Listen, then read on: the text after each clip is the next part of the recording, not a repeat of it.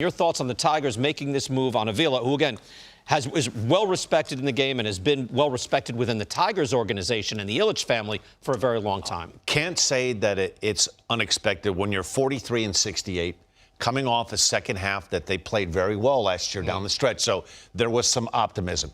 You touched on it. And not to point a finger at one or two acquisitions, but Javi Baez has not been very good, and they have gotten little or nothing out of Eduardo Rodriguez. So the main guy that was going to help that starting rotation, they've gotten very little out of.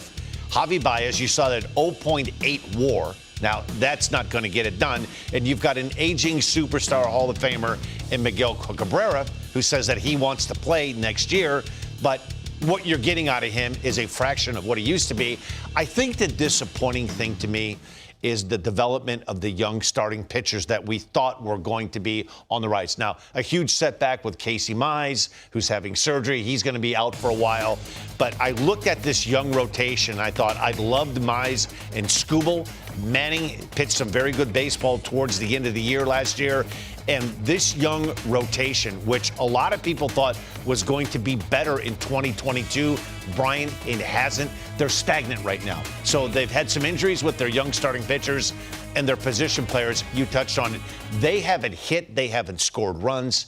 And somebody, unfortunately, has to pay the price for that. You know, I've never seen you're right. For the pitching side, right now, their top 5 starters are all not pitching at all, either hurt or on the 40-man, or Eduardo Rodriguez making a rehab start. But I did an essay on the Tigers a few weeks back because I'd never seen such a low level of production from everybody on the squad. I'm talking the young guys, the older guys, guys who have been established. Like, look, you can look Javi Baez, right? His OPS plus is 80. League average is 100, by the way. So Harold Castro is the one guy with a 107. But even Jeimer Candelario with a 79. Jonathan Scope has a good track record. 57.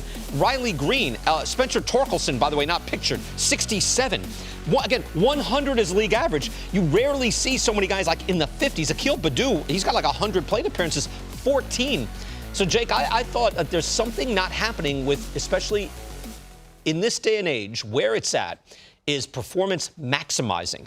And I've never seen a worse example of that than this year's Tigers. I don't know why exactly, but something's not happening. Yeah, no, I think you're onto something here with like a systematic approach, and I think that's why we saw Al have to take the hit in Philadelphia when we saw things just go awry. It was Dombrowski, or Girardi, and pick your poison, and we all know A.J. Hinch's reputation and what we all thought was going to happen there in Detroit.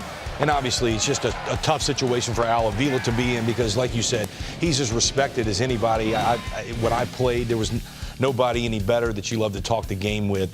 But when you have these off-season acquisitions like Javier Baez and Erod not come in and do what they do, and then your young players throughout the system are comfortable enough and succeeding enough, somebody's got to take the hit, and unfortunately, Al did. Yeah. How about Brian? The Tigers have hit 65 home runs this year. Aaron Judge has hit 45. Right.